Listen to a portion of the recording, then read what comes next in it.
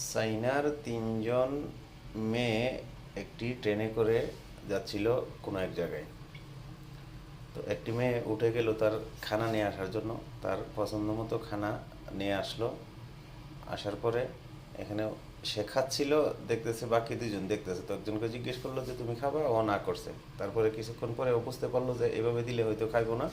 তারপরে কি করলো, প্লেটে করে ওই লাস্টের জনকে আগে দিল, লাস্টের জন নিল, সাথে ধন্যবাদ দিল।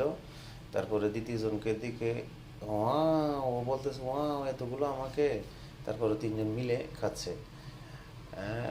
বহুত সুস্বাদু একটা খাওয়ান, এরা তিনজনে খাচ্ছে। অনেক মশলা টশলা দিয়ে এই খানাগুলো তৈরি করছে, খুব টেস্টি, খুব মজা করে খাচ্ছে। তারপরে আবার তরমুজ নিল, তরমুজ কাইটা তিন ভাগ কইরা তিনজনকে দিল। মধ্যে একজন লোক আসলো, উনি আসার পরে খাওয়ান বন্ধ করে আবার চালু করলো।